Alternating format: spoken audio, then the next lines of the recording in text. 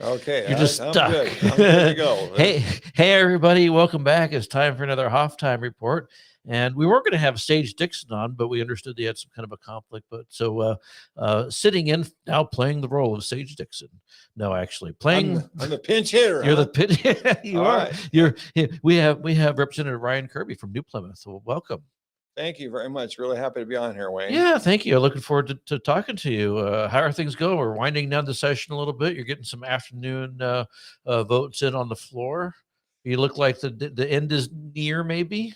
Yeah, I think we almost cleared the board off today. So I think you got a few Senate bills coming up through the pipeline. And I'm hoping that we're done on the floor by Friday. We would really like to go home a week from Friday. And You so really think you can do that? it'll be close. If not, maybe 2 or 3 days next week. But I think by probably middle of next week, we'll be done with our bills. Then we have to give the governor a week to, sign the bills or whatever. You heard it here first, folks. It's not going to be a May adjournment, although we kind of hope. There's an anxious to get out because of the elections and campaigning and all that kind of stuff. But I think there's just people are just tired. You're ready to go home. And it's been a really productive session. I'm really happy with how things have gone. And, you're ready to go home and see your family and just have a normal life. You said it's been productive. What are the things that are the high watermarks for you? The things that you go home and you tell your constituents, well, we did this, and I'm very happy. Well, there's two bills that matter a lot that are both up tomorrow. There's House Bill 716 over in the Senate, and that's the Common Core bill. Yep. That's the bill that gets rid of Common Core out of Idaho for good. And that's a bill that I've spent probably a couple hundred hours working on. I spent about 150 hours summer before last working on the math, making sure we got every iota of Common Core out of that thing. And that bill is already through the House. It's out of Senate committee, Senate Ed, and now it's on the floor at the Senate. And if it passes, then that is a big deal for the state of Idaho. We will now have the best standards in the United States of America. Does it really resolve the problem, or does it just kind of push it off onto something else? And it's not Common Core, okay, sure, but is it really as much of a change? And what are the changes in your view? Yeah, so math. So before we started, we had hearings. Now you probably remember me chairing those hearings. I do I do remember the that. rules. And we brought people in from all over Idaho, and they talked about English standards, math standards, and science standards, and they told us what they were not happy with. And I'd already been studying this. Anyone in education or on the committee, and education committee, has been studying that for a long time. So we really tried to listen to the people of Idaho. So math was probably the area that was most problematic in Idaho for the parents, the Common Core. One issue, they said, well, you send homework home and the parents can't help them because they say, well, you're supposed to do it these 4 newfangled ways, and they won't even let, the mom and dad help them the way we learned it. That is absolutely taken care of. We said in there, it's good for kids with different learning styles to learn different ways to solve problems. That's good for your brain. But once you've been exposed to those problems, we made it clear in the standards, kids are free to pick the method that works the best for them. And further, a way that parents solve problems, long division, multiplying things out, however they used to do them, we put examples of those right in the standards. They're in there with actual examples of how to do it.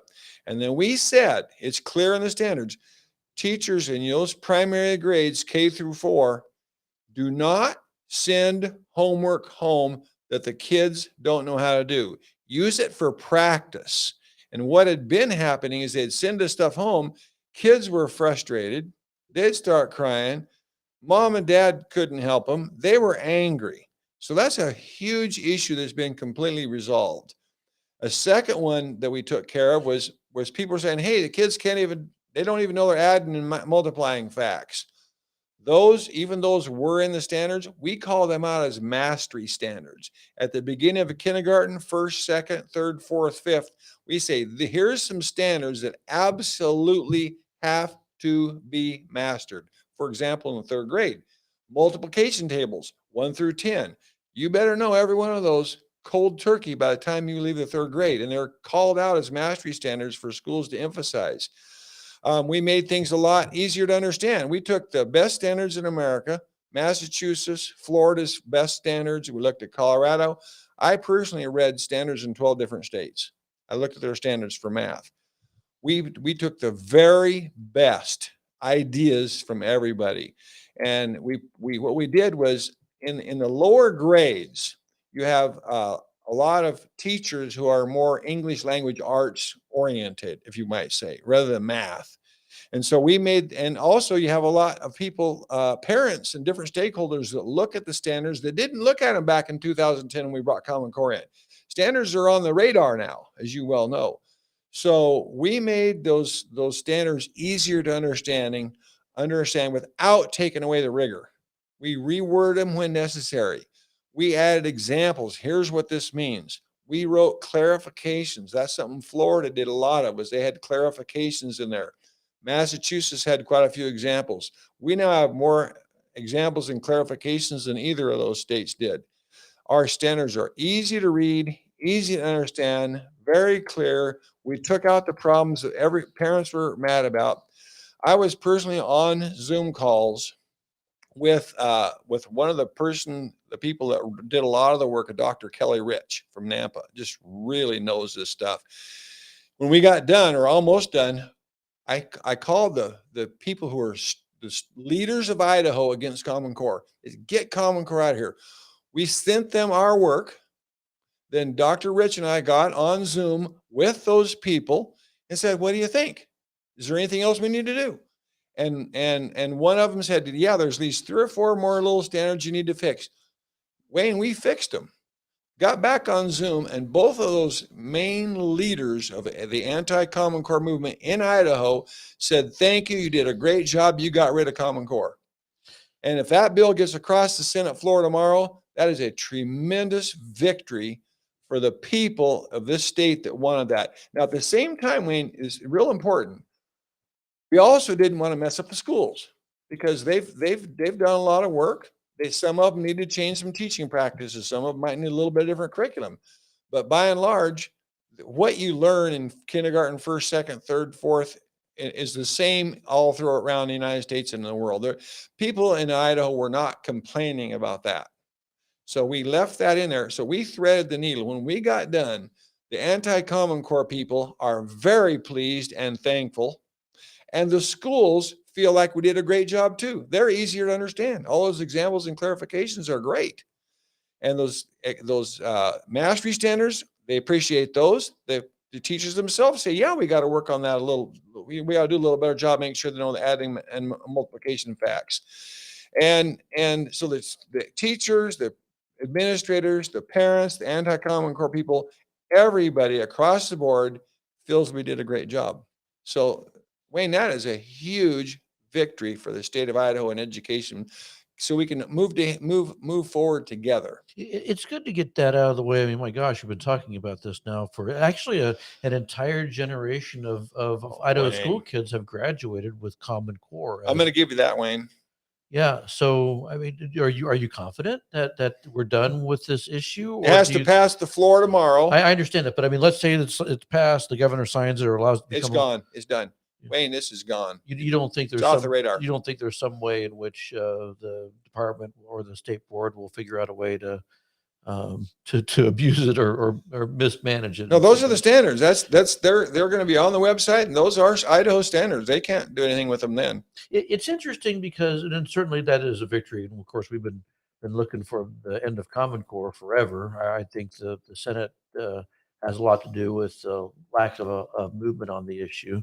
But you still have this notion that standards are to be centralized, written by some people in Boise and administered by Boise, and then sent off to the. And I mean, this is more of a philosophical question than it is a policy question. We used to not have standards, and you know that because you've been a superintendent and you've been in the education business since you were very young, I think. But that is true. That are we better off with this with having, these content standards and some kind of a state controlled mechanism for determining what children learn? Well, in math and English language arts, there's really not that much of a debate on what kids should learn. The parents out there that we work with all agree that our standards now are good. Here's the problem, Wayne. When I started, uh, when I was teaching before the standards movement started. I was a teacher when we started the standards movement.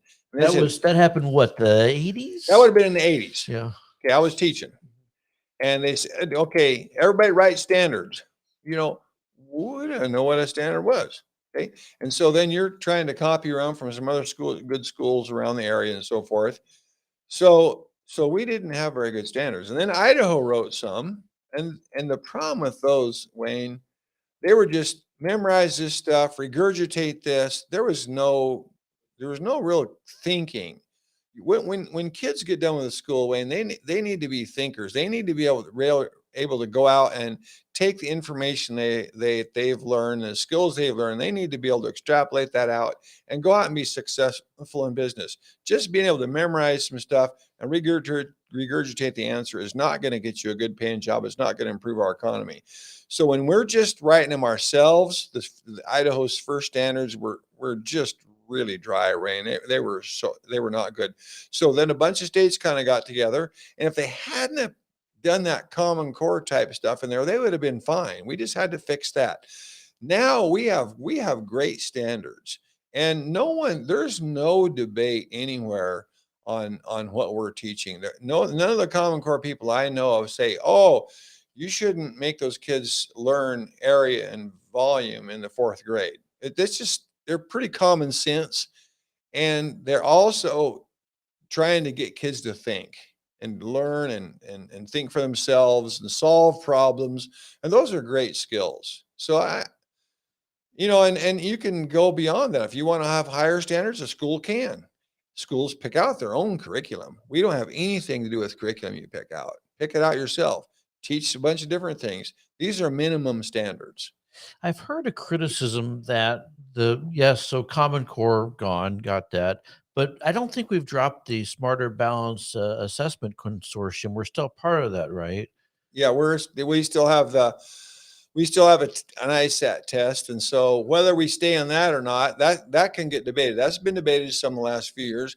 I'm going to guess that gets on the front burner the next 3 or 4 years, and we just really work through that. What should we be doing as a state? See, the one test we seem to agree on is the kindergarten, first, second, and third grade. We have what's called the Idaho Reading Indicator. IRI, that's pretty well accepted by everybody as being a real solid test. It gives some great information. But the ISAT test, there's a lot of people who don't like it. They don't think it gives good information back to the teachers. I think they think it measures the right stuff, but it's a real poor test as far as saying, okay, Mr. Hoffman, here's all the things your kids didn't learn. Could you do a better job next year? It just doesn't give good information back, in my opinion, and in most people's opinion. So we'll have that discussion. That'll be front and center next couple of years, I'm gonna guess. The decision's been made along those lines that not to participate. We A few years ago, actually, it's been more than a few years ago. I'm going to say that it's probably about 12 years ago. The legislature made the decision to start funding having every high school student take the college entrance exam, ostensibly for free. Basically, what it was, the state paid for it. And I understand now that the state education agencies are saying, let's not do that anymore. What are your thoughts on that decision? Well, I think that's a great decision. I think what we're doing, the decision that's recently been made is very good. Everyone's not supposed to go on to college, Wayne. We're starting, and this is something I've worked on a lot, career technical type things. We need to prepare kids for a future in the workforce or in a junior college, technical schools, 4-year school. Where are their interests? Where are their skills? Where is their ability to go make a living wage where they can support a family? You don't need to take that test to do quite a few of those things. That test is important for if you're going to go to a 4-year school. And that's about it. You don't need to take that test to go to a junior college. Yeah, and you're right. And when the state first started doing that, I thought, well, that's just a waste of money because you do have a lot of students who aren't going to need that information. They don't know how they do on the SAT because they have no interest in going to college. But the argument was made back then that okay, we're going to have everyone at least taking this test, so we'll have a baseline, so that our results will be more accurate than in other states where it's decided by individual students whether they're going to take it. And so I thought that the results were fairly substantial in that you could see in some school districts, some percentage of students can't pass the reading and the math part of the test. Like a large percentage, I think Fruitland, it was somewhere close to 80%, if I remember correctly.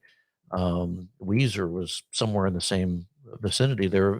One out of every 8, 9 students can't actually manages to pass both components with flying colors. But maybe Idaho Falls, it's more like 50%. Now you won't know that, it's gone. Is that a good thing or a bad thing? Wayne, we need to make sure every kid is ready to go out and be successful. So if a student, and I don't know about those Weezer and Fruitland scores. I don't, I can't verify Those are those. just top of my head, I yeah. don't know that.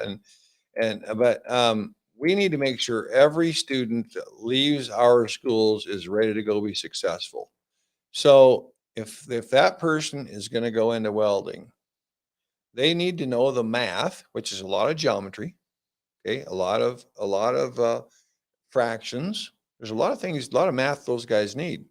They need reading skills for those technical manuals. Okay, they need to be able to write notes to people. Okay, do they have the reading, writing, and math skills they need to be successful? That is the only real question, in my opinion.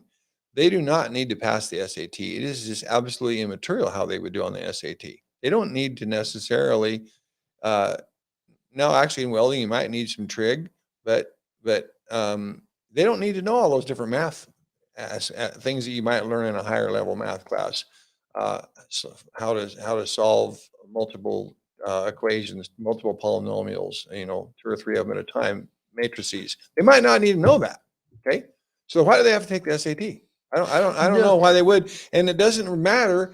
And if Weezer happened to have a senior class of a bunch of kids that are going to go into the workforce, or if they're going to go into a junior college or something, how they do on the SAT is really immaterial. sure, and that makes sense, but how do you then compare performance across school districts if you've eliminated that particular. You okay? That way, Wayne, that's a fair question. And what they're going to do since they got rid of the SAT, they're going to change the ISAT to the 11th grade.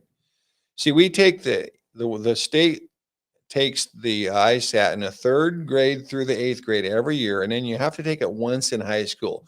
We've been taking it in the 10th grade. The problem is that's really been an 11th grade test. It should have been 11th grade all along, but they didn't want to do the SAT and the Smarter Balanced test the same year. So they're changing the ISAT to the 10th grade to the 11th grade. So if you want to compare schools, you'll have that, and that's a much better.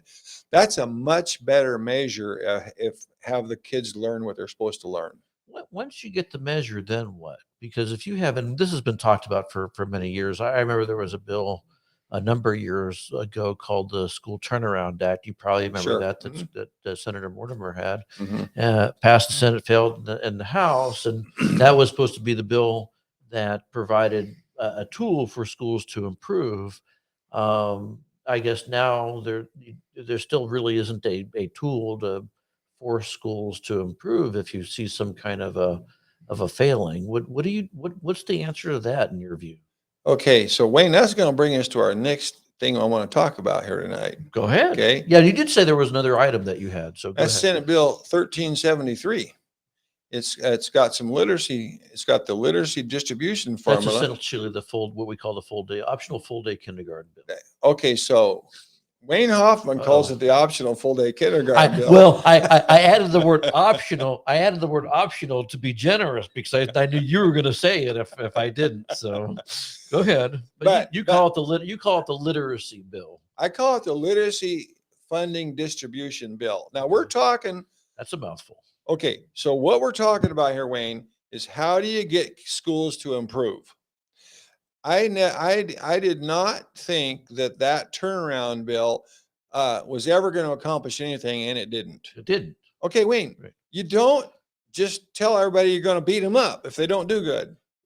Is that Wayne? Did you're pretty successful? You got a lot of podcasts. You got quite a few people that pay attention to stuff you say. Is it because you're going to beat them up if they don't listen to you? No, Wayne, that's not how you get anybody better. So tell me what your idea is with 1373. Okay, sure. So about 6 years ago, 2016, they had a reading a literacy team that came to House Ed, and they wanted to change the literacy from $2 million to $12 million. I remember that. And we have 15 people. They had 7 votes. They needed another vote. So they don't have my vote. And the reason is because I don't think more money improves schools. And now I'm going to back up. You have to pay your teachers salary and benefits. I believe you have to have competitive salaries and benefits for teachers. But teachers' salaries and benefits aside, I do not believe more money makes a difference. So and they came to us and needed another vote. Well, Representative Ron Mendive and Stephen Harris and myself got together. And we said, hey, these guys need one of our votes. They're not getting, because there were some people they just weren't going to get. Well, we were kind of in play. So we made a deal with the state board. We said, if you'll put a graph in here in 2016, you will agree to put in your rules that will improve from where we are then, which was 68, 70%. If you'll get us up to 85% in 6 years, you'll put a rule in there, and that's the goal. State board adopted goal to get to 85% in 6 years. We'll support this bill. So the state board agreed, and they adopted the rule. It's been in there. Okay, so Wayne, how do you think that's worked? You're going to tell me. It hasn't worked at all, Wayne. I hate to admit that Ron Mendive and Stephen Harris were right. They said, Kerb, this won't work. I said, it's worth a try. Okay. So now, arguably they changed the assessment. Okay. And we've had a pandemic. Okay. So we always got to give that in there. But even then, Wayne, we are no better off than we were a decade ago on reading scores. They're still the same place they were 10 years ago. We're no better off than we were 2 decades ago, because I remember when Dirk Kempthorne brought up literacy as part of his State of the State address in 1999. Okay, so we've not gotten anywhere. Okay, Wayne. Okay, back up there. We started the Idaho Reading Indicator, the IRI, in 2001. The first year we were 45% proficient. Okay, between 2001 and 2011, we gradually went up to around 68, 70%. We are still there. We went up to 2000 in 2011. We went up to 71% around there, 68, 69, 70, depending on the grade. We are flat since there. No change. We did improve the first decade, okay, up to 70%. So now you got 25 to 30% of the kids that are not learning how to read at grade level. And that is really frustrating to Ryan Kerby. We've put a lot of money in. That $12 million, Wayne, went up to $26 million. We've been at $26 million for the last few years, and we're still not seeing any improvement. So this is where Senate Bill 1373 comes in. Now there's some money there. I know you guys are not super excited about the money. Now, before you talk about your research, you had was it Anna Miller? Was her name? Okay, so she came in and talked in front of our committee and brought up the research, which I have seen and agree with. That full day kindergarten is going to give you a bump for kindergarten, but then the the increases diminish over time. And by the third grade, you can barely tell they had all day kindergarten. Correct. Okay. So knowing that last spring, when everybody started talking about full day kindergarten, I threw a wrench in the whole deal. I says, there is no way I'm supporting full day kindergarten if we don't put something in there to ensure we're going to get some progress. I just won't support it. And a whole bunch of other people wouldn't support it either. So what we put in there, I don't know if you had a chance to read 1373, but half the money is going to go out based on enrollment. And that's going to be the 26 million plus the 46. So that's $72 million. Half that money is going out on enrollment. Okay, so they've got 36 million they're going to spread around. The other half, Wayne, we're changing the funding mechanism. Do you know how the money's been going out? That 20, you know the basis upon which that 26 million has been going out? Yeah, go ahead. Wayne, it's been based on how many kids fail the fall IRI. The more kids that fail, the more money you get. And you wonder why more kids aren't learning how to read. What are you suggesting there? We changed it. No, I understand what you're saying. I understand you changed it, but are you suggesting that the schools are intentionally having kids that are failing so they get more money? No, I'm not saying that, Wayne. I'm not going to ever say that. But here's the thing. You have to look, I think it's real important to look at who makes the budgets. Because I've talked to quite a few teachers. I think the teachers in Idaho are absolutely fabulous and they're doing a great job. Every year they take those kids in the fall and they make great gains until the spring.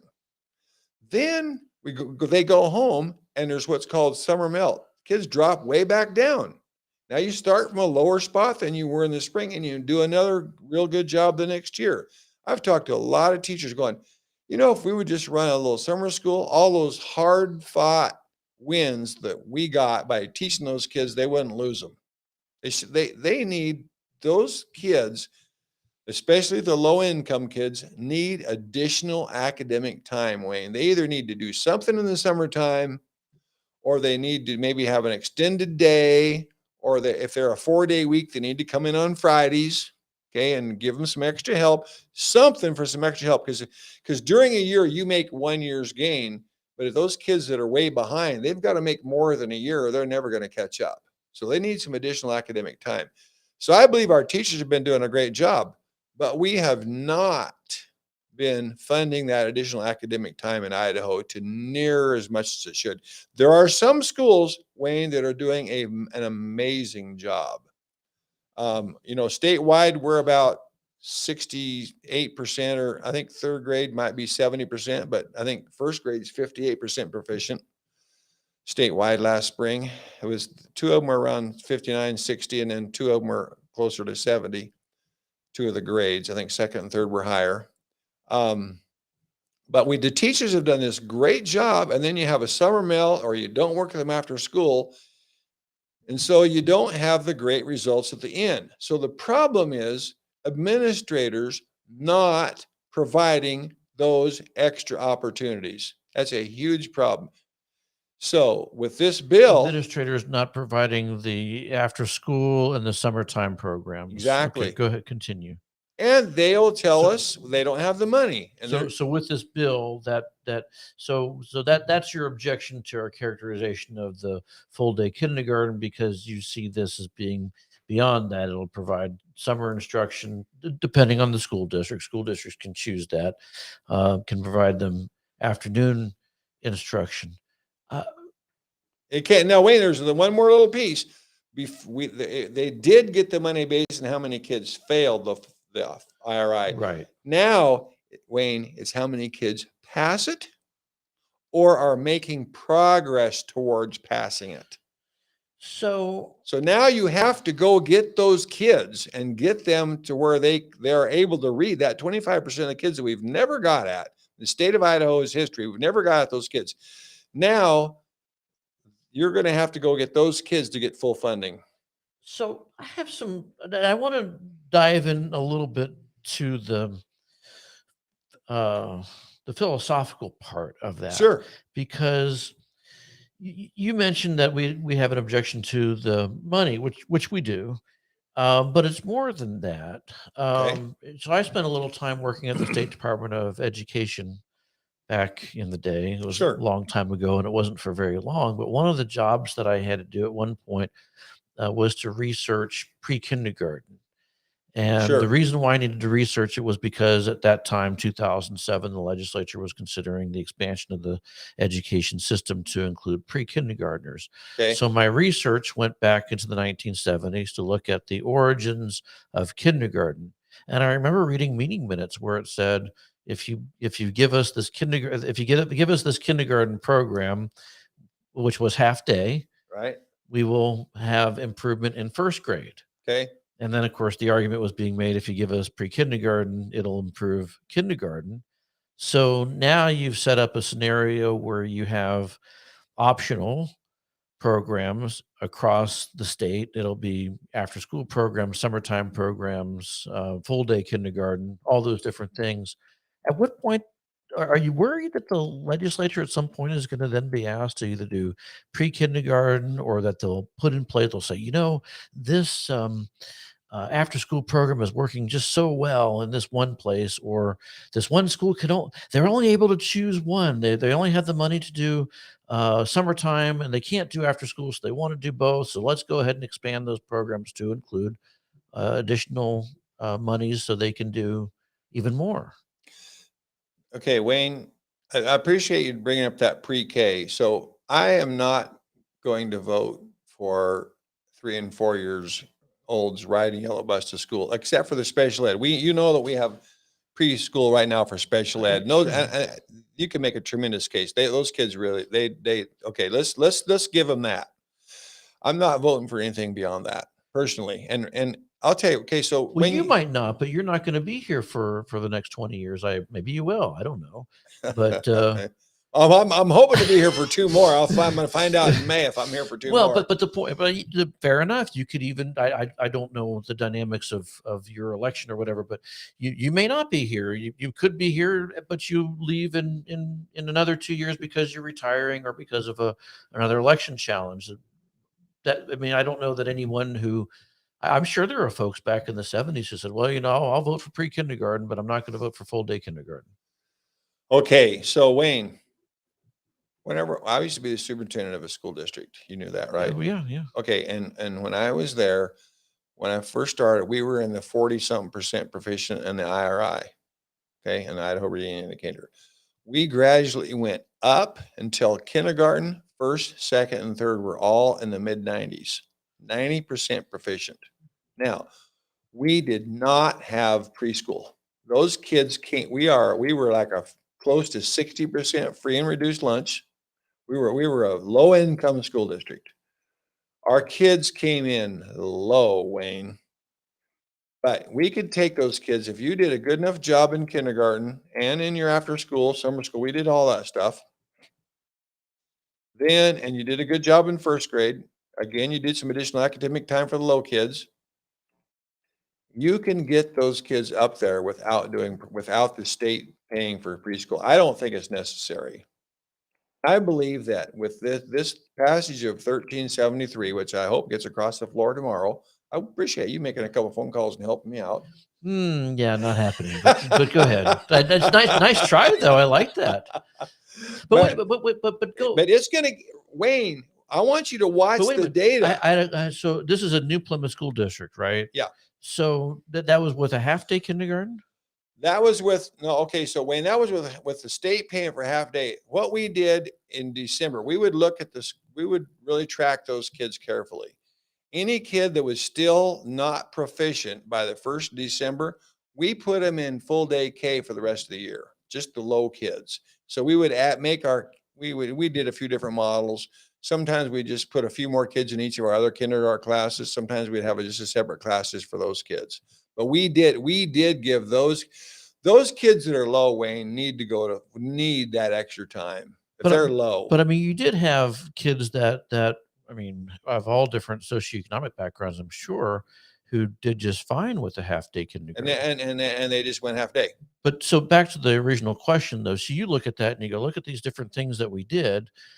Wouldn't you imagine a scenario where the state of Idaho then makes it a mandatory full day kindergarten, or Oh no, adds on to the after school programming or summertime I programming. don't. Okay, let's. Okay, You so certainly can't guarantee that. I mean, Wayne, I don't like telling the schools how to get there. I just say, guys, we want kids to be able to read. By the end of the third grade, we need 85, 90% of these kids to be able to read. Okay. We're at 60, 65, 70 now. We're a long ways from where we need to be. This is where we want. We're going to fund you for each of those kids that gets proficient or is progressing toward proficiency. And now let's just see how that works, Wayne. Let's give me a couple 3 years with this bill. But this doesn't answer Anna Miller's fundamental objection, which was that the results still taper off after. They won't now, Wayne. Why do you say that? Because this is our funding for this is K1, 2, 3. They've got to make the gains in kindergarten. Every kindergarten that makes the gain, there's funded. There's funding every first grader that makes the gain, every second grader that makes the gain, every third grader that makes the gain. They've got to continue to make those gains or the funding isn't there. So we're not going to taper off. That was the Wayne, I told you I wasn't going to support this if it's just more money. And I know that I agree with Anna. I agree with all Anna. Every study she looked at, I agree with.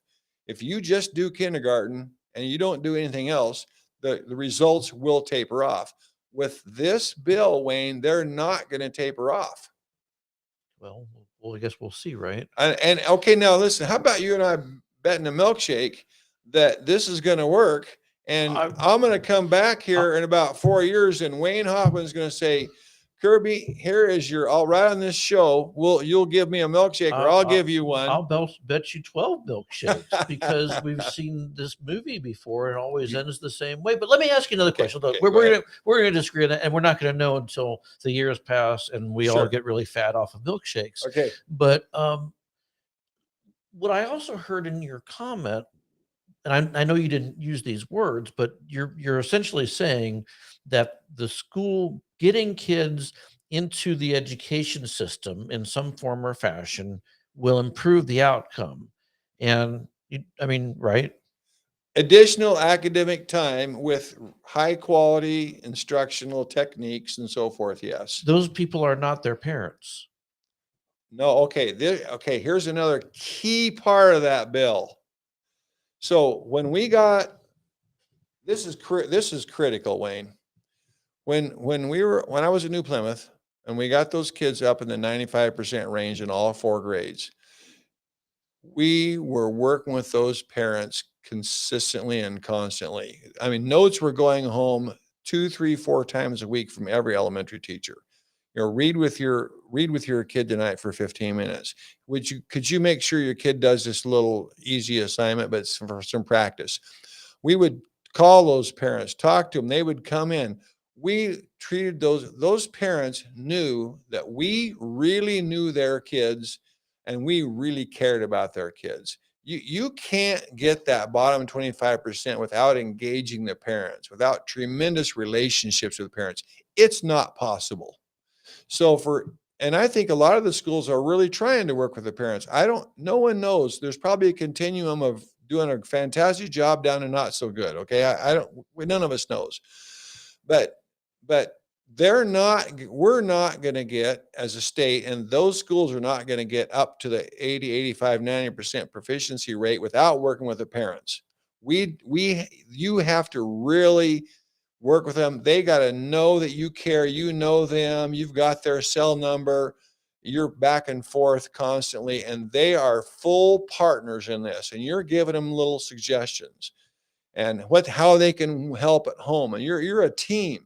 That's the only way, Wayne, you can get this done. Well, that is a way, but my question goes back to, sure, you have that partnership because they're in that system, and you're not just treating the parents as if they're some custodian of the kids, in the off hours. Yeah, nice. Fair enough. Okay. But ultimately, you're still diminishing the role of the parent in order to increase the role of the education system. And I guess my question is, aren't there a lot of kids who benefit just from being home with their kids and having the I'm sorry, did I say that right? Kids who benefit from being home with their parents and learning there, or in some other setting that's not the education system, perhaps.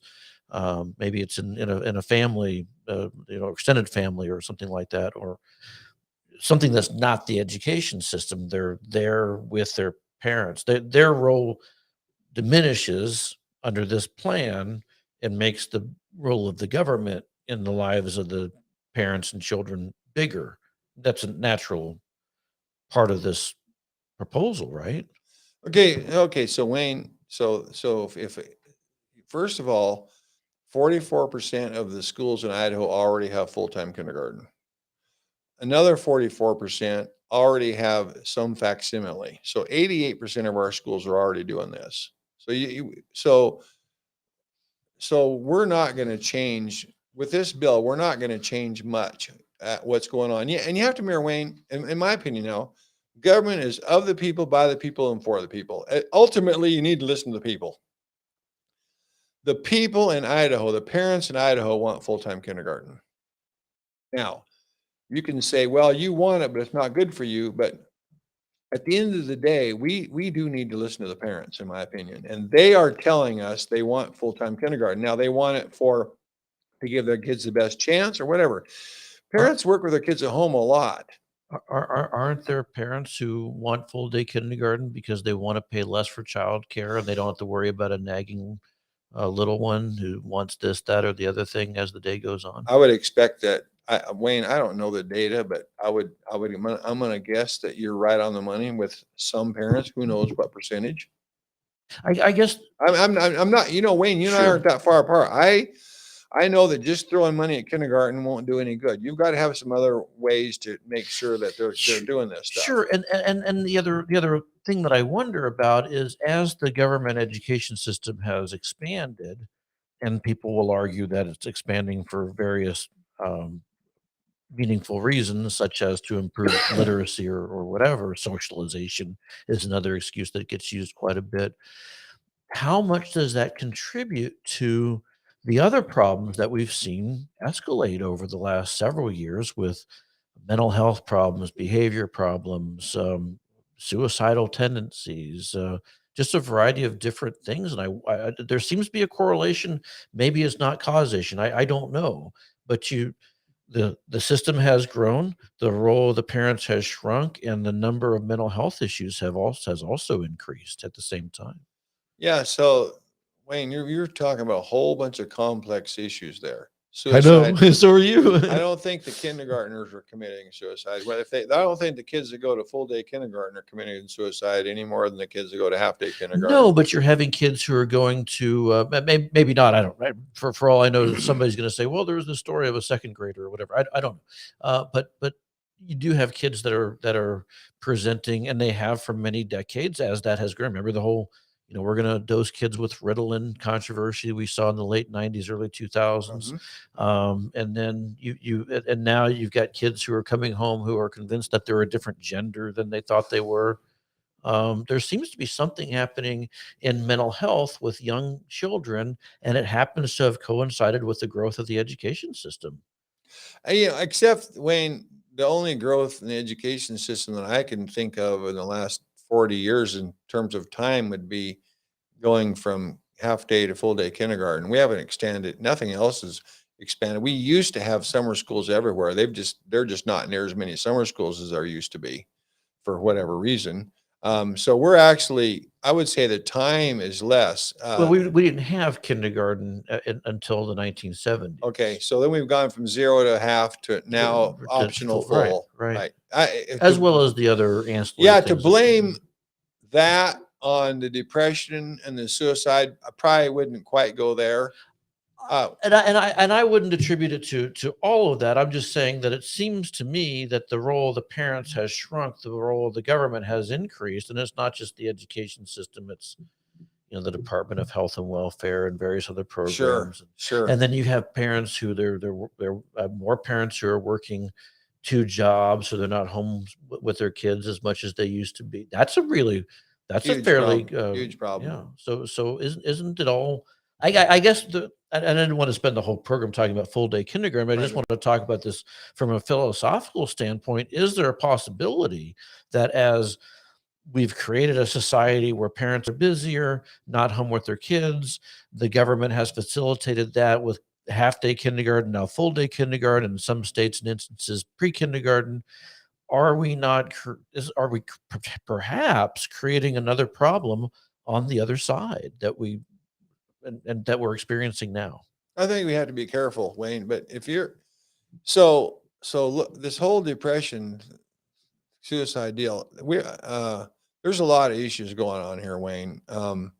One, I was in my Sunday school class last week, and I teach a Sunday school class, and some of this stuff started coming up. And a lady that in my class has got kids of a variety of different ages. So she teaches some high school a little bit once in a while. Her husband's a teacher, but she's works with all of our little programs in the school and so forth. Excuse me, at church, the little elementary stuff, the middle school stuff, the high school stuff. She says, if you really look at it, these kids, there's so much technology anymore. They're on their phones. So much of everything out there is kids are just thinking about themselves. It's me. They're just spending a tremendous amount of time entertaining themselves. They're taking pictures of themselves. It's just so much. How do I feel right now? What's my mood right now? It's so much about Here's a me. picture of the lunch that I ate. Yeah. Here are my friends standing in front of a building. And there's so much of that, and then there's negativity that gets on that them all those different social medias. There's negativity, and all that stuff of just talking about themselves and being self, thinking about how they feel, versus getting out and playing soccer or playing hide and seek or going to your friends and going shopping or there's less just good, healthy time playing sports or working together or talking or shooting the bull. And she said that she feels that's really adds to the depression. You've got these kids that are depressed. There's more suicide. The gender thing, I think, plays in. That's a huge issue. The whole gender thing. What gender am I? Should I take puberty delaying drugs? I mean, all that stuff, and you have adults feeding into that in some cases.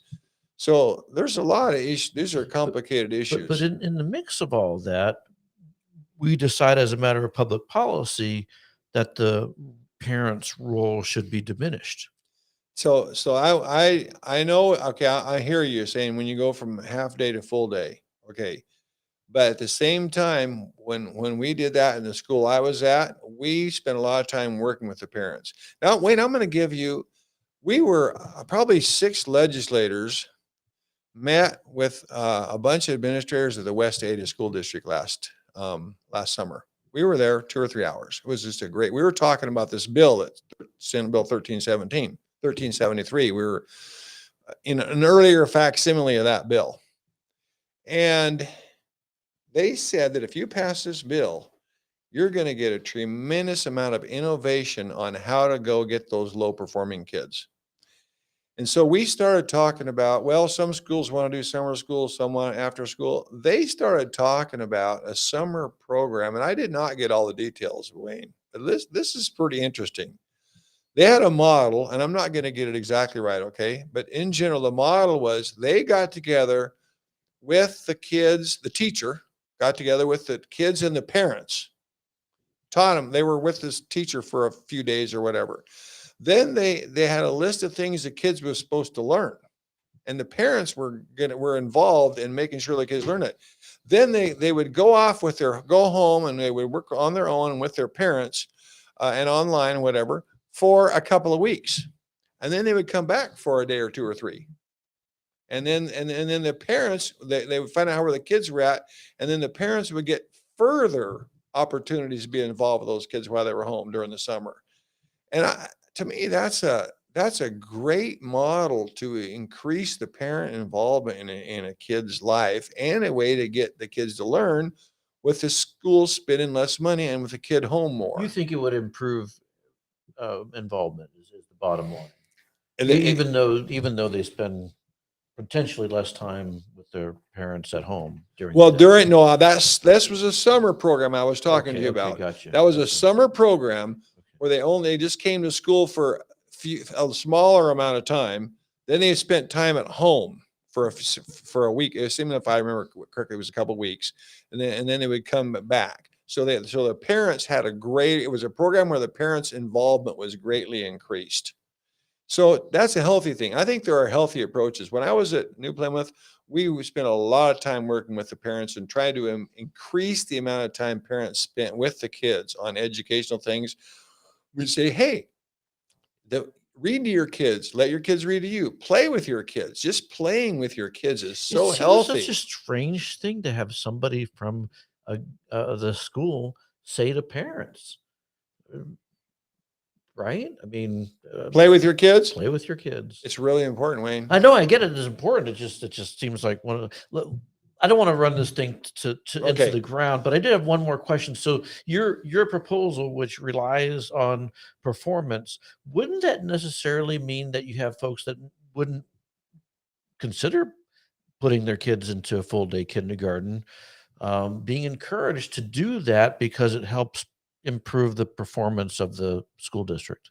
I would not think so because with this optional deal, the school is not going to get paid for that second half of the day. They're going to continue to get paid for the first half of the day. They're going to get this money where the kid goes to school the second half of the day or not.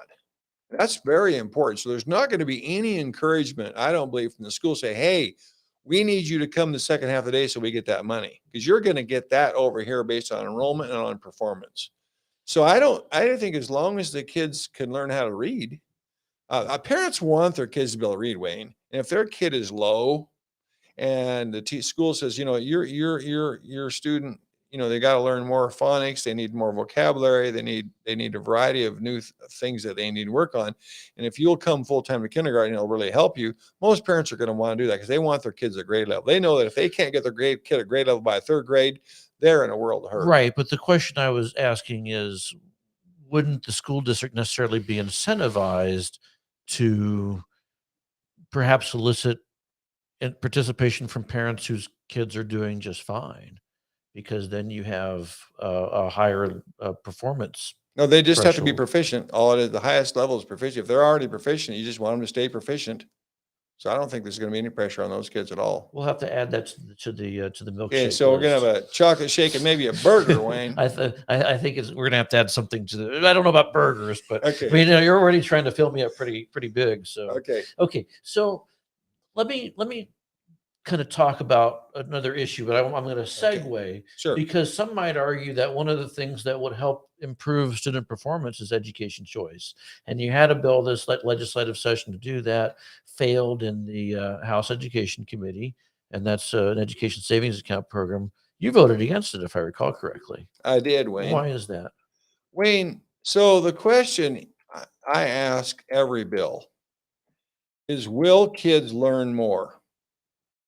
And no one made the case to me, to my satisfaction, that if we did that bill, the kids over here at Nampa in the second grade are going to learn more. That's not going to make kids learn more. So to me, that's like 13, 17. Will kids learn more? Yes. House Bill 716, getting rid of Common Core, will that help kids learn more? Yes. The standards are clear. We've cleared up some problems we had. They'll learn more. Uh, every bill that comes across, that should be the question. Are kids going to learn more if we do this? Will those second graders at Parma, will those sixth graders at Glenn's Ferry, will they learn more? I mean, if That case, the Wayne, how is that bill going to make the kids in Glenn's Ferry learn more? well, I mean, if I understand that homeschool kids tend to do the very best. So you could apply that argument to that. We'll get rid of the public education system. Everyone will be homeschooled, and kids will learn more. Wayne, homeschoolers, okay, you have different kinds of parents. Those homeschoolers, typically, you got a stay-at-home mom. Typically, rarely are both parents working and they just leave the kids at home to learn a whole bunch of stuff. One of those parents is staying at home. Those are typically very solid. The two parents have been married to each other And those kids that are doing that homeschooling, those are their parents that they live with. Okay. So you've got really, in most cases, very solid families that are doing that.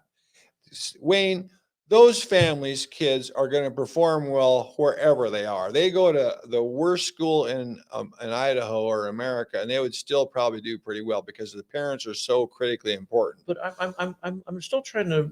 I was trying to be not facetious, but I was trying to at least say that, if we look at data, we know that homeschool kids perform extremely well, but you Sure. wouldn't pass a policy that eliminates the second grade class at Nampa Elementary because of the fact that homeschoolers in the Nampa school district perform better than Okay, Wayne, let me ask you a question.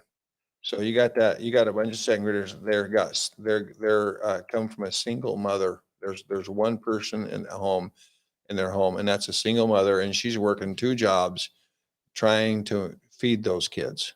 She's trying to keep the electricity from getting turned off. Wayne, fair. I get that, you want her to home, you no, no, want to no. get rid of the public school No, but system? no, but well, we'll get to that. But the parent might look at her student's performance at the second grade at, I'm trying to think of the Sherman Elementary School in Nampa, and say, you know what, I can get a better outcome for my second grader at Nampa Christian, and that's what that bill would have done. But you said no to that, and I'm still not quite clear as the reasons Okay, why. I'd like to know, Wayne, how you know that the kid would get a better education in the second grade at Napa Christian. I don't know, but the parent seems to know that, or at least feels that is true. Somebody said that. It's mostly, I mean, we did that with my own daughter in third grade, where she went to a charter school instead of to sure, the traditional public school, but she was still in a public school. sure. But we didn't have the money to send her to a private school because we were already paying money to the public school. But I felt in my heart, if I could afford a private school, I would have taken her out of the charter school and put her in a private school because I think she would have performed better because I know my kid. But you didn't even want to entertain that possibility, and is it because you were concerned about the the performance of the aggregate of the public school kids or the one public school? Okay. I don't know. I don't believe that our education system in Idaho is going to be one bit better off if we did that bill. Because if some kids move from public school to a private school, we first of all, we don't even know how they're doing because they don't take the IRI and the ISAT. We haven't have the slightest idea how those kids are doing. We don't know. You and I right now don't know have any idea how they're doing, and those parents don't have any idea. They know they like those people or they go to church with those people. If you're talking about a real good church school, now wait, I want to back up and tell you, in my first part of my career, I taught in private Christian schools. Okay. I understand that. Yeah. I was the Bible department chairman. I taught math classes and Bible classes. Okay. So I've been around, they were around a little bit bigger. The schools I taught in were a little bit bigger than Coal Valley and Nampa Christian, but they're roughly those sizes of schools. Okay. So I've been around those schools a lot. And for the most part, people sent those kids to that schools for the Bible training, not because a kid could read better or write better or do math better. You've never heard of a parent sending a kid to a private school because they believed they would get a better educational outcome?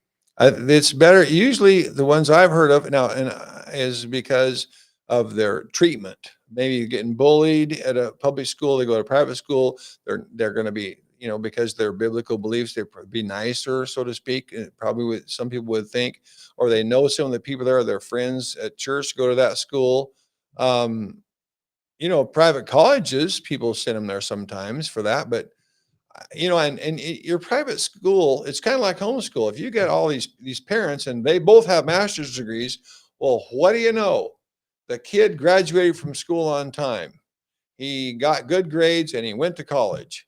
That kind of data is meaningless, Wayne. If you have to look at the education of the parents.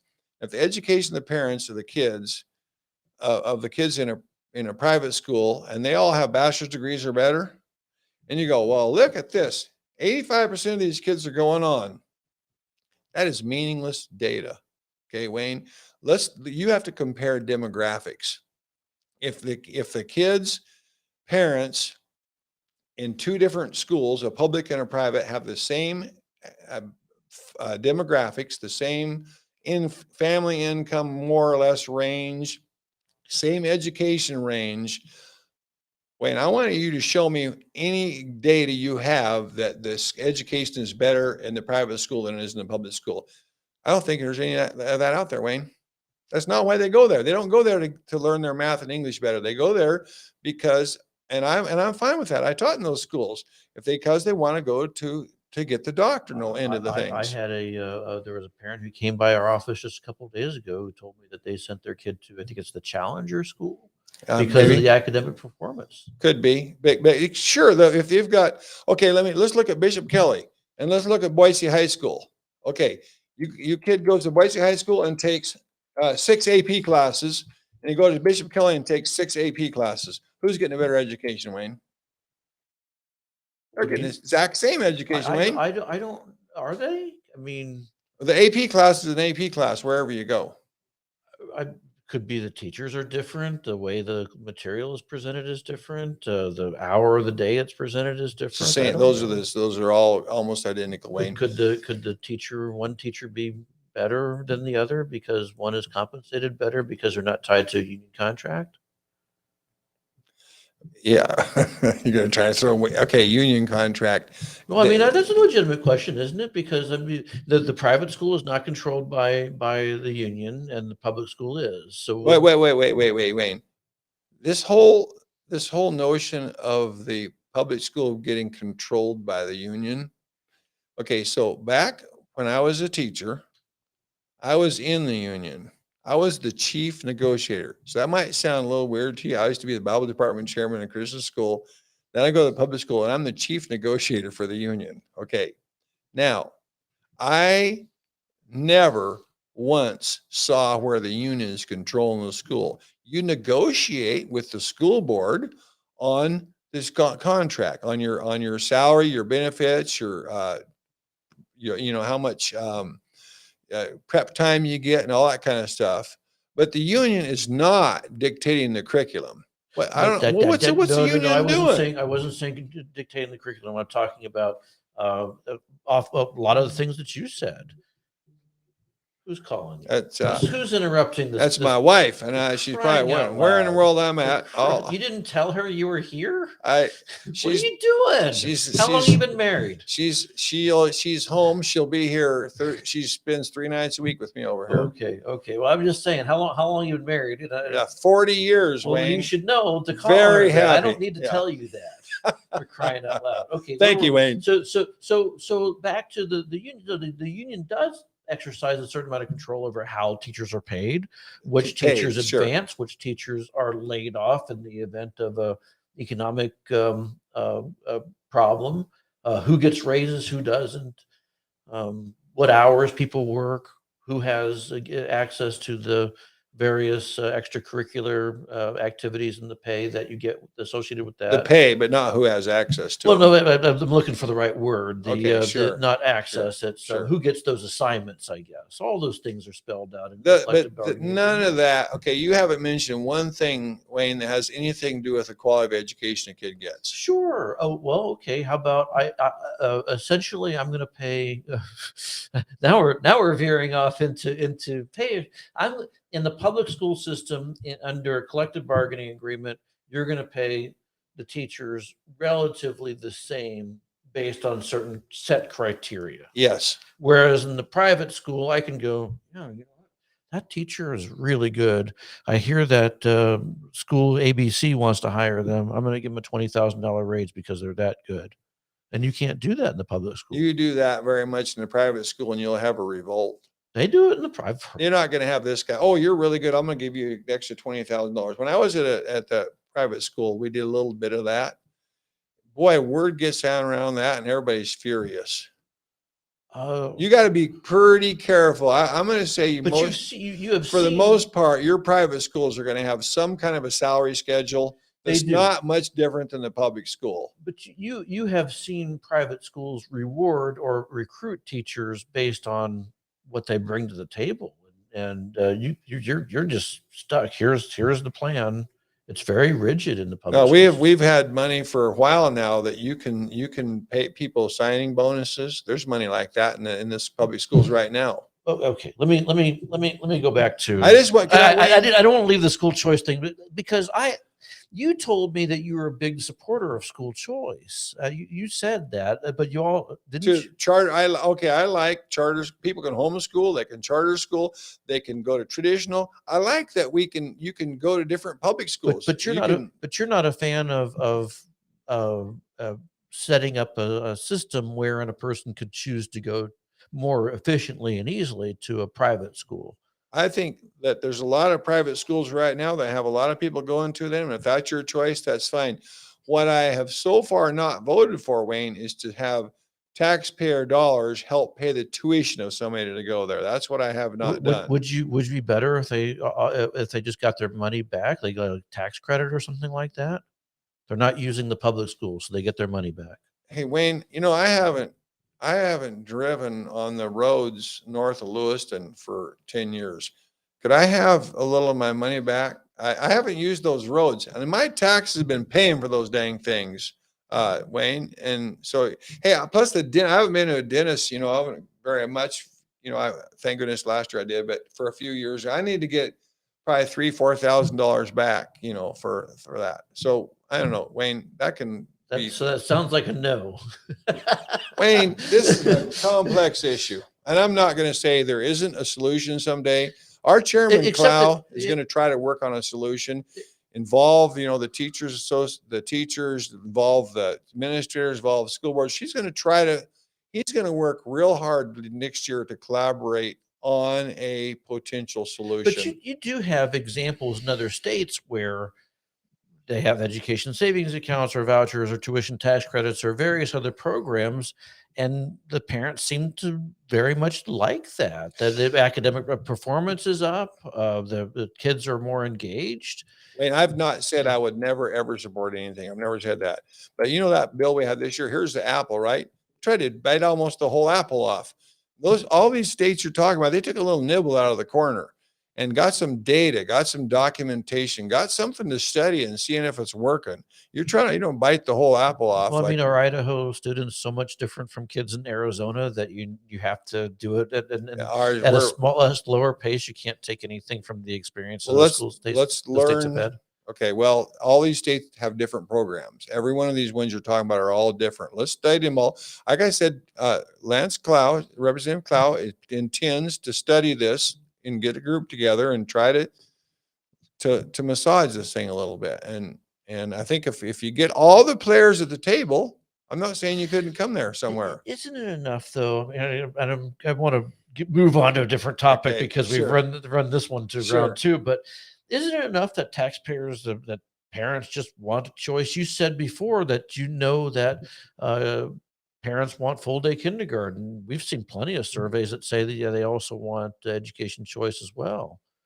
Okay, but when you say education choice, that means if you live in Nampa, you could go to school in Melba if you wanted to. That's a choice. Going to a charter school is a choice. Homeschooling, there's lots of choices here. Okay, you kind of are trying to say somehow or other that it equals taking public tax dollars and paying for private school tuition. That's choice. That is one component of choice. So I like a lot of choice, and I'm not saying that no one could ever get a bill that we won't get through, because I'm going to guess if the people want it, if the people want that, eventually the people will get what they want. Okay. We did a lot on education. Okay, but what's the next subject, Wayne? Well, I want to switch over to higher education a little bit. Sure. Because it's interesting because I had Lance Clow and Stephen Thane both here, and they weren't terribly involved. They did a lot on K-12 issues, but the higher education issues they really pretty much took a pass on discussing. But your committee does have oversight over the public higher education institutions in Idaho. Are they doing what you have asked them to do relative to the social justice stuff? So as far as that goes, I thought we did a pretty good bill last year on critical race theory. You're talking about the House Bill 377. Yeah. What did you like about that bill? Well, I helped write it, Wayne. Okay. And in it, it said, okay, let me back up and say what I really don't like. I Okay. don't like it when some theory that a lot of people in Idaho would not agree with gets shoved down our kids' throats. I just don't like that. Okay. I don't like anyone ever having to be embarrassed for their race, their ethnicity, or their sex. Because one of the things that really got us going on that bill last year was in Nevada earlier in the school year a year ago. A middle school teacher, made 4 of the boys stand up and apologize for being white males. Now they obviously got in a lot of trouble. Okay, but you don't want stuff like that going on. So when we wrote that bill, it was clear that you do not shove that stuff down their throats. You don't make fun of, you don't diminish anyone for their ethnicity, their race, their sex, or any of that stuff. So we passed that bill. Then this year, and during the first part of the session, we had all the college presidents come in front of our committee. The 4 junior college presidents came, and the 4 presidents of the universities came 2 different days, and they were asked that question. How many complaints are you getting about that? How is that going? Because I'm not hearing complaints. A year ago, a year and a half ago, I used to hear complaints. I am not hearing any complaints. Maybe you are. I'm just not hearing them anymore.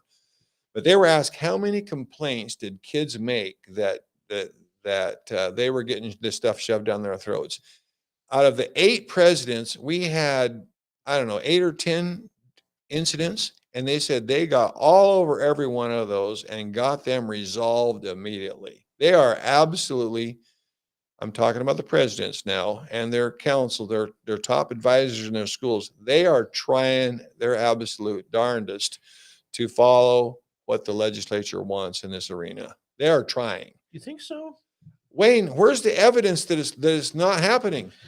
Well, I want some evidence. Okay, Wayne. let's go back on with regard to House Bill 377, because Okay. the popular narrative is that it bans critical race theory from being taught in Idaho. It bans critical race theory from being shoved down kids' throats. It says you can still essentially teach critical race theory or adhere to critical race theory as long as you don't compel students to adopt it or accept it. Okay, well, as a condition of their grade or exactly. graduation or something like that, Wayne, but that's what I think we should do. I think if critical race theory is out there all over the place, it's on social media, everybody's hearing about it. I don't have any idea why they wouldn't discuss it in class. Here's some pros, here's some cons, here's what's bad about it, here's what some people say is good about it. And we're talking college now. We're not talking about second graders. We're talking college now, right now, you and I are. And I think from a critical thinking standpoint, I think that's a good approach. Now, what you don't want the teacher to do is say, okay, you guys that don't agree with me or mainstream thinking, you people are stupid. Don't make them feel less important or less valued in any way, shape, or fashion. But to be clear, though, Idaho didn't ban critical race theory.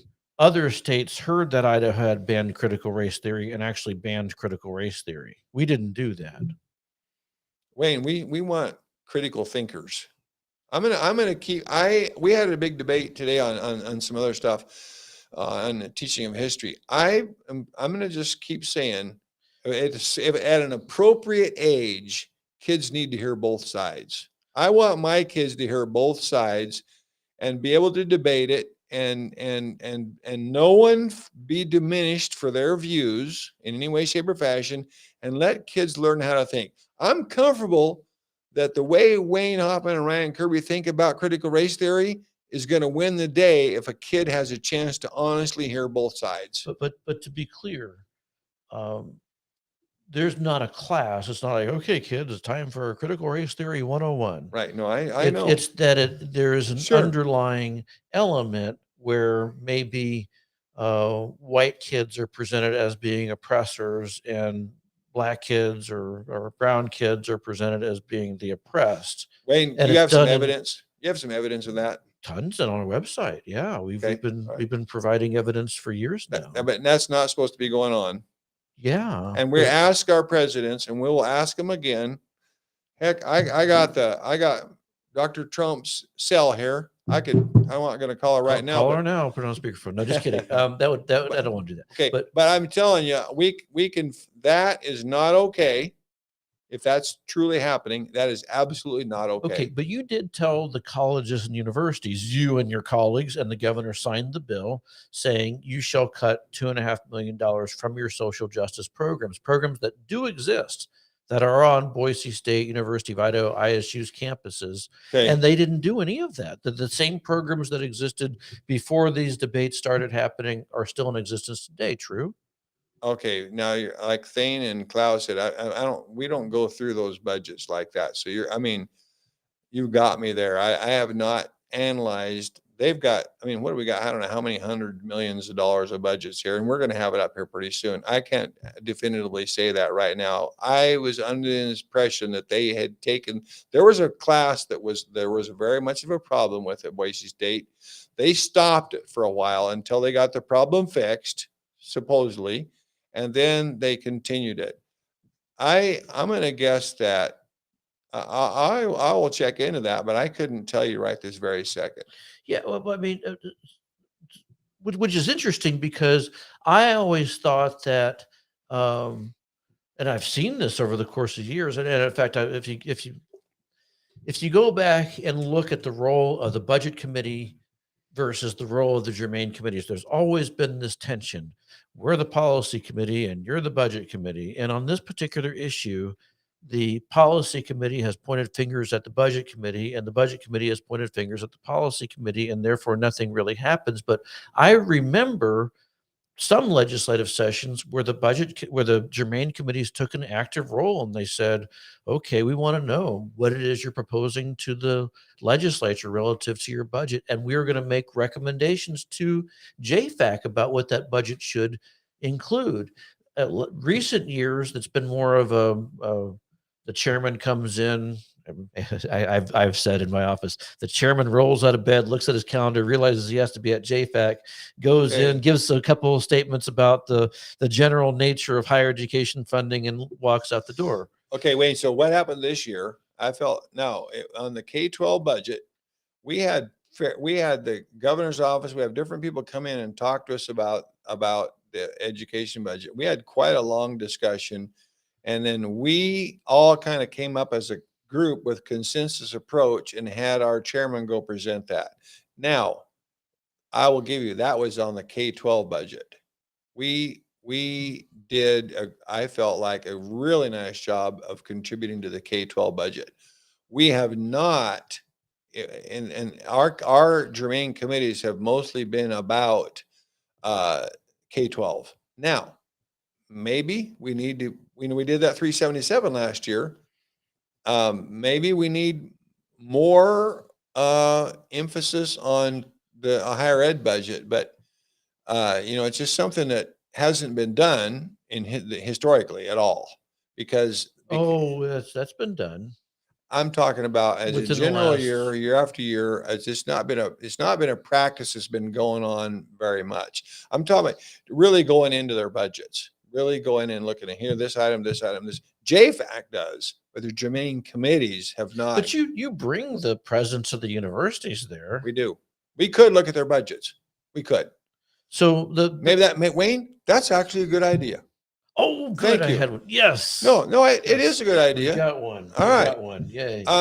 Maybe we try to do that next year. But here's the lingering question though. Okay. So you will vote on the budget. The bill printed this afternoon, I think. I don't remember. I will vote on something.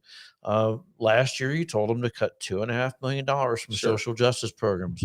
They're still there. We'll find that out. Here's Boise State's page on social justice, equity, and inclusion. Sure. Do you want to see what they have over at University of Idaho and what they have at Idaho State University? They're not going to. The LGBTQ office is still on campus. You still have offices of gender equity. You still have all these different programs that are all about diversity, equity, and inclusion. Exactly the stuff the legislature said to cut. Nothing has been cut. And so the question is, what will you guys do about that? Do they just get away with it? Wayne, one point you made, you're making one real good point here. No, you're making lots. Wayne, you and I think we actually agree on more than I thought we might agree we on. agree on things. There's no Okay, question about that. that that should be handled in the germane committee, not on that should not be JFAC's job to police the universities. Well, you're not. So That should okay, but okay, I'm just saying a light bulb coming on Sure. a little bit Okay. here. Okay. That's I've been in there 8 years. I've never been the chairman, right? But that's never been done, and I tracked the legislature long before I came in. And I've never seen that done. That should be germane legislation. That should not be JFAC's job. We should not come to that budget, vote down however many 100 million all those colleges are because of this little deal that we did not address in the germane committee. If there's that's a policy. That's a policy issue right there. But you probably have to, wouldn't you? I mean, if you told them to go do something and they've kept the programs in place and neither the germane committee nor the budget committee has addressed the issue, shouldn't you Whose vote fault down? is that? I don't know, but shouldn't you Maybe vote? that's our fault, Wayne. Could be. I think both committees play a role, but at the end of the day, you have a vote on a budget bill that continues to fund the social justice stuff on all those campuses, all 4 higher education campuses. So doesn't the legislator vote no on that? So Wayne, so you have a university, you have 4 universities with lots of jobs. They have to put out engineers. Okay, they have to put out businessmen. They have to put out people that know technology. They got to put out teachers. They have to put out an incredibly wide variety of people to make this economy work. Okay. They need some money from us. They've got tuition. Everybody complains about their tuition there, so they're scared to death to raise their tuition. They probably should be raising their tuition. If I was their king for a day, I'd be saying, okay, what has inflation done? 2%. Well, raise your doggone tuition 2%. They should be tracking along. They're scared to death because all the criticism they've been getting. Okay, well, I mean, they were raising tuition when it was non-inflationary years for the over the course of that. I'm going to give you that, Wayne.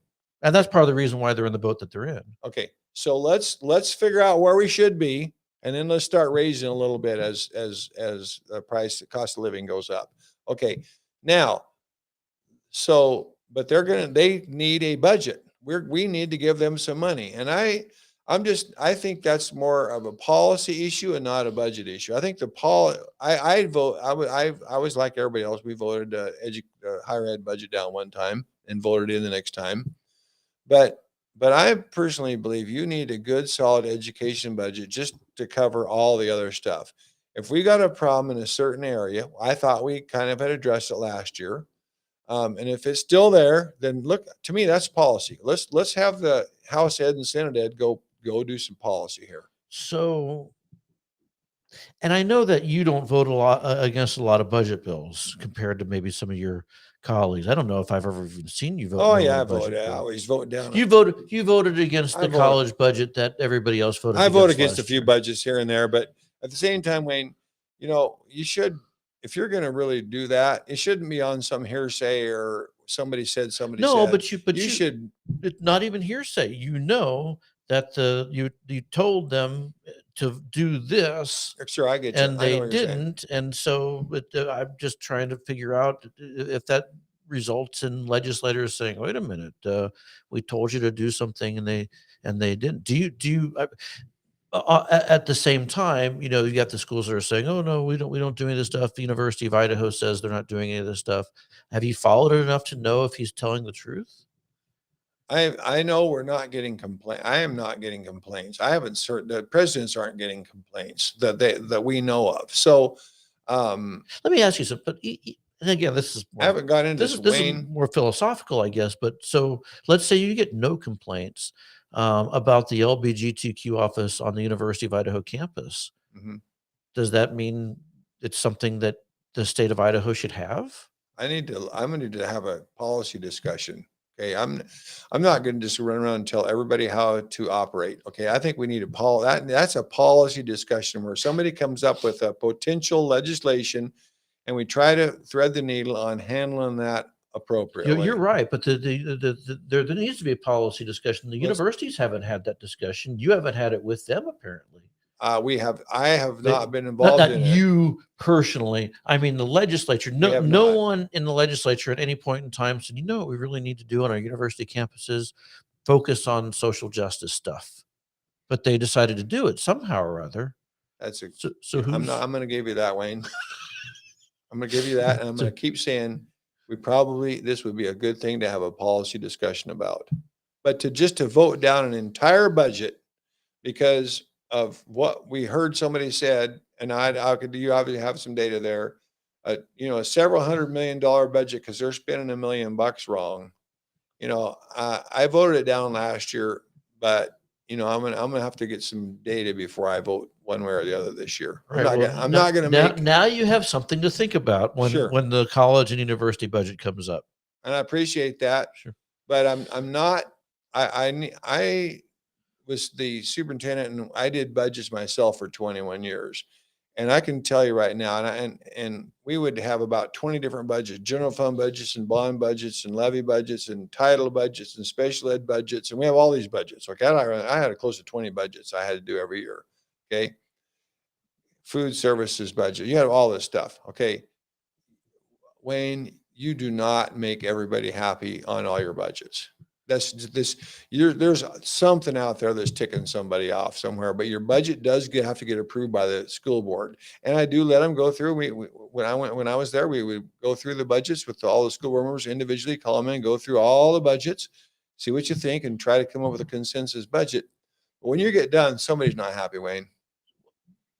That certainly is true. There's no You're not question. getting everybody happy. There's no question people aren't going to be happy, and I'm not really focused on the happiness. I'm more focused on the fact that there seems to be no one really exercising the budget committee is not exercising the oversight. The germane committees aren't exercising the oversight, and so wouldn't that make the universities naturally think they can just do whatever they want to do and get away with it? I don't think that's the case. That they're very aware of 377. They are really trying. Okay. 377 has nothing to do with the social justice programs on campus. Let's get us another bill, and Wayne, let's get another bill. They're paying it. Okay, whenever we've provided governance, they're doing it. Okay, so maybe we need to have that conversation and provide some governance. I am very comfortable that the presidents will make it happen. They made this one happen. They made which one happen? 377. You don't think so? It's just no. I need some data. Yeah, not a great bill. Evidence. Yeah, look, check out all the stuff we have on our. Did you see the 50-page report that our Center for American Education put together on how social justice is interwoven in the K through 12 education system? And it gives examples of things taking place from Coeur d'Alene to Haley to way over in East. Did you give me a copy? Everyone got a copy of it. Yeah. Okay, I'm not. Right, we'll make sure you get that. Okay. Let's switch gears and just talk tax policy for a little bit. Sure. Because you're in one of those border communities, and the grocery tax has come up a lot during this legislative session. Yeah, it has come up in a matter of speaking. Thank you for saying a matter of speaking. I didn't say it. I didn't say there was a hearing on it. No, and there hasn't been a vote on it either. Right. There have been procedural votes on the topic. Sure. So where do you find yourself in a situation like that, because you're obviously in a community that's impacted by the decision to not really hear the grocery tax issue? So, Wayne, I have done everything I could for 8 years to get that bill in front of us. 1 year, I think 2 or 3 years ago, we all worked together, and the Senate radiator capped a bill, and we almost had it. We almost got rid of the grocery tax 1 year. That's been by way of recollection. So there was a bill that passed the House, gets over the Senate. The Senate changed the bill to include the grocery tax repeal. It did. Got back over the House. The House voted for it. Gets to the governor. The governor vetoed it, but he vetoed it late. And the Supreme Court came up with this mangled excuse as to why the veto was ill-timed, but still was effective, essentially. And that's which is very frustrating for Ryan Kerby, because in my district, we need to get rid of the sales tax on groceries. We don't, and here we are in Fruitland, one of the biggest towns in that whole part of the state, and you don't even have a grocery store. Why? Because people can go across the bridge and go to Walmart and not pay any tax on anything, much less groceries. So I need to get rid of the grocery tax. And I have tried and tried and tried. That particular What have you tried? talk to tax people. I say, hey, let's get rid of the grocery tax this year. I've talked to people, and I'm not on the Rev and Tax Committee. Okay, Right. so I'm not in there in the debates. They're not here.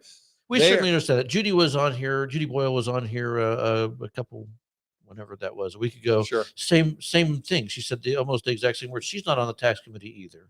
but we can't. But they're not hearing. They're not going to hear right now. The prevailing opinion in whoever's calling the shots is that we're not going to get rid of the grocery tax. Okay, so well, you've got. I'm not in that committee, so I mean, I'm not even in there to be in the debates. But I have told anyone that would listen to me that I would like to get rid of the grocery tax, the sales tax on groceries. Okay, I would like to get rid of that. Now, you want to hear some breaking news? Breaking news.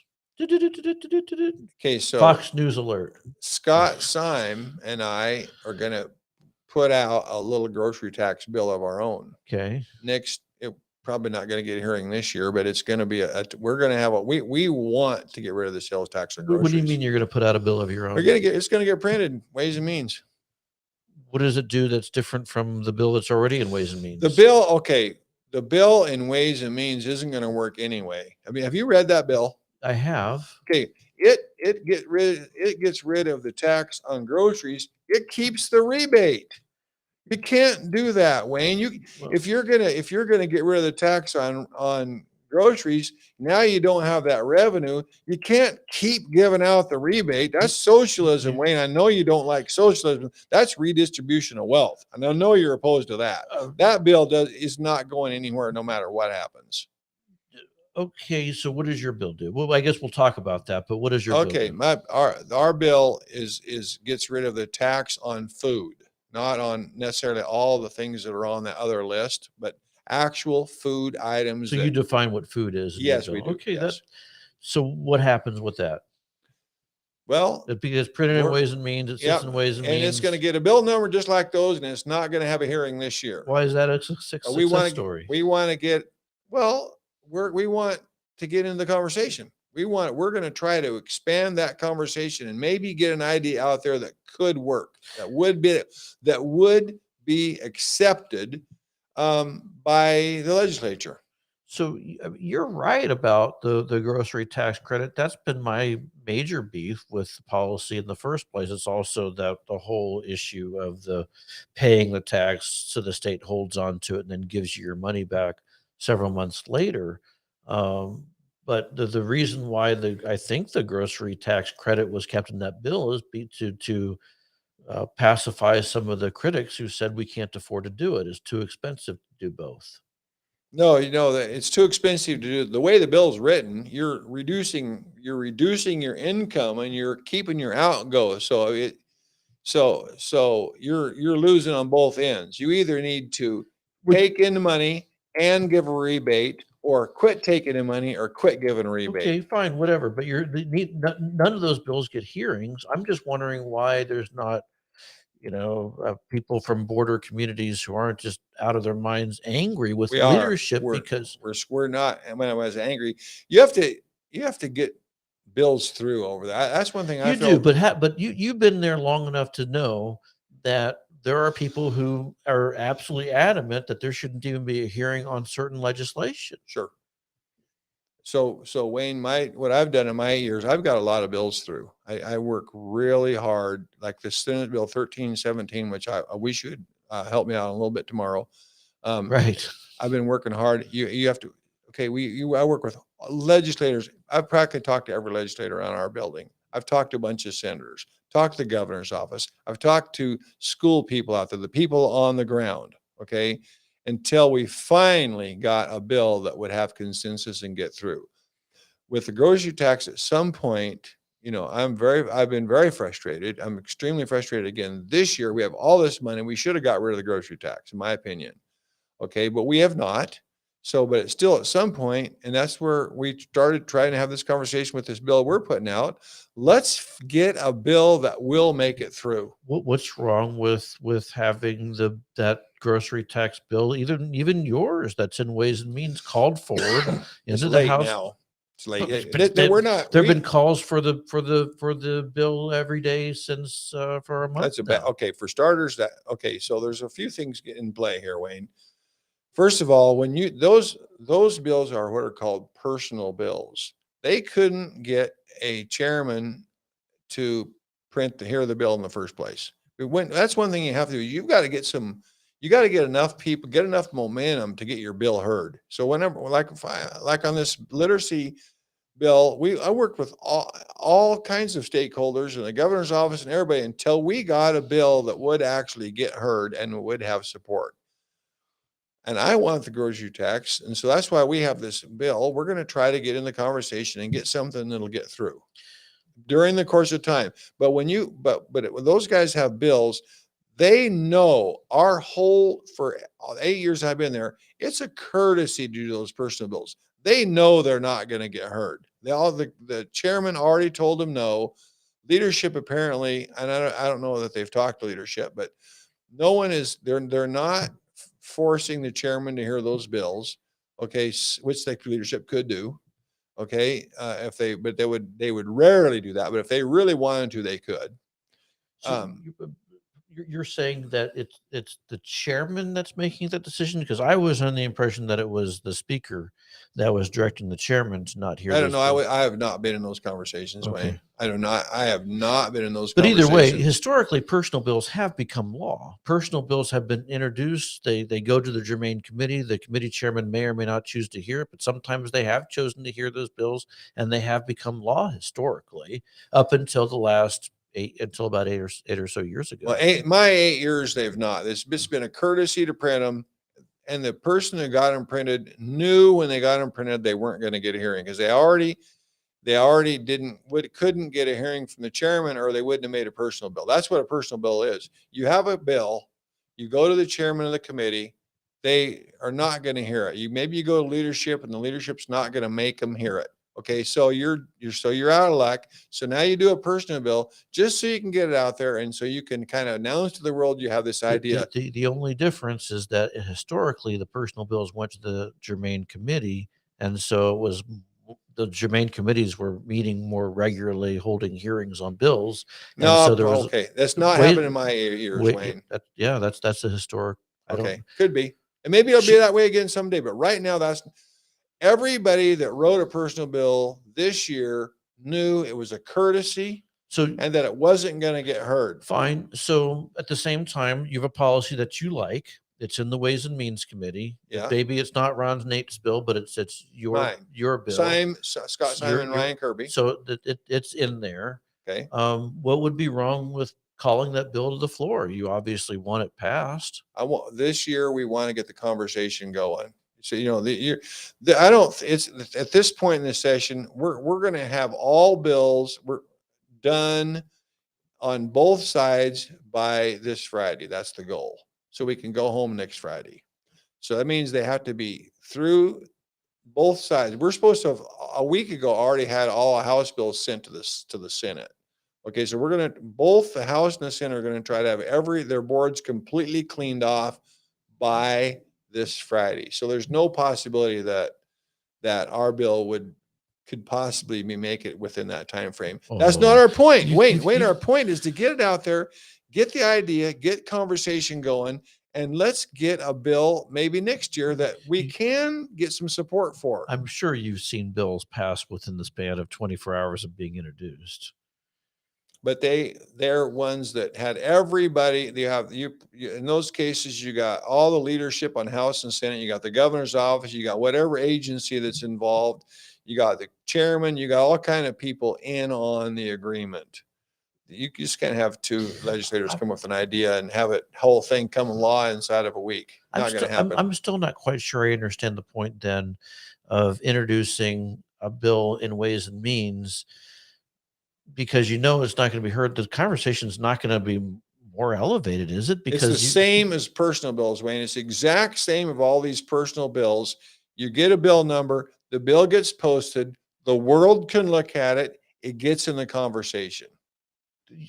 Is there a lack of I guess I'm just not understanding how that would add more to the conversation since the grocery tax issue is already on the table and hasn't advanced at This all. this this grocery tax bill on the table would never have a chance. If it got voted on, it has no chance, Wayne. No way. Who's going to vote for that bill?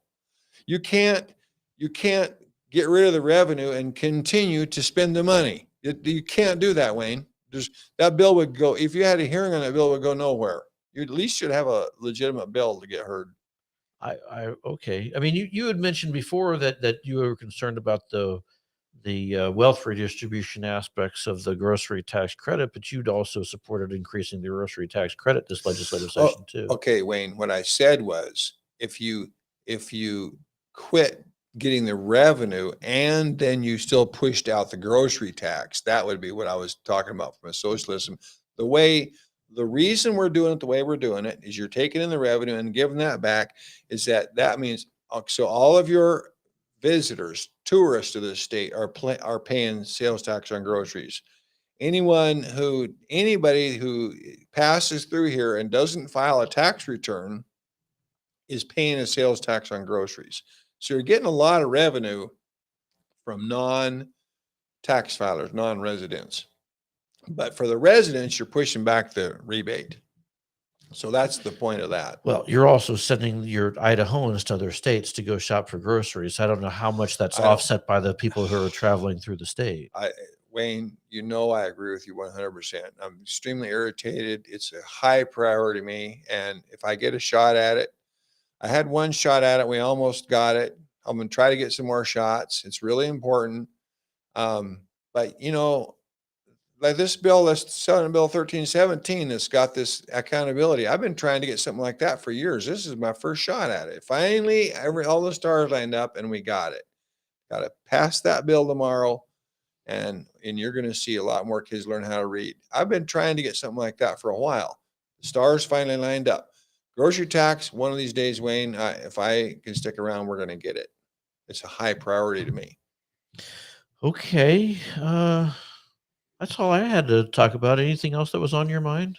We can go all night, but I think your wife wants to see you at some point.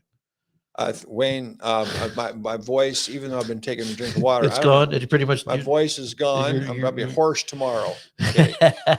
But I've really enjoyed this. This was fun, wasn't it? I enjoyed it too. It's interesting to kind of get inside people's heads. Sure. And that's what the idea of this program is, because whenever you do interviews with TV folks or the local newspaper or whatever, you don't have a lot of chance to talk through in Right. great detail Right. issues like this. And so that was the purpose. And I know we don't agree on everything matter. there, but it's sort of a chance to kind of get inside there and see what you're thinking. And I want you to know I appreciate the chance to explain the rationale behind it. The Common Core, what really happened with this Senate bill that we were going to try to get through tomorrow. I appreciate the opportunity to discuss we have those. some now. We've put some markers on the ground, so we're going to see who owes whom milkshakes. We do. And how long did we say we were waiting for that to But manifest? 3 years on. I want to see some 3 very years. significant differences in 3 years. So 2025, right? I'll be back here if I'm still in here, and we're going to be. It'll be one way or another, because I mean, I look forward to seeing it. I think I know what the outcome is going to be. You think you do, but let's find out. 3 But years maybe from now. I'm we going to meet. put it on my calendar, and All we're going to right. see which one of us wins this thing. But I also want to add to that whether Common Core is really, really, truly gone, because Yep. I still am very suspicious of being in the Smarter Balance consortium assessment testing. Okay, the test is not Common Core. The I Common Core is the know, but standards. it's a component, but it's one of those things where I'm going to say, Okay. okay, we got past that. Okay. We need to come back to the university thing again, because you've given you some things to think about, I appreciate and that. and the literacy part, and then Yes. we'll also see on the grocery tax. And No milkshake on that. no I'm milkshake. hoping, I'm hoping to get that done, but We'll see. man, it's been I pretty just frustrating. yeah, I hear you on that. Okay, so thank you for being here. Now Thursday, I have a meeting Thursday night, so we're going to switch the Hoff time report to 7 a.m., which is terribly inconvenient. But Cody Galloway is going to be here, so that'll be fun, because I've never had a chance to sit and visit with Cody before. So it'll be the first time to really She's interact really with her. sharp. I've heard a lot of interesting things about her, and I'm looking forward to having her on the show. And thank you all for watching. Thank you, Representative, for being here. I And appreciate it a lot. yeah, thank you. And we'll talk to you again next time. Thank you. See ya.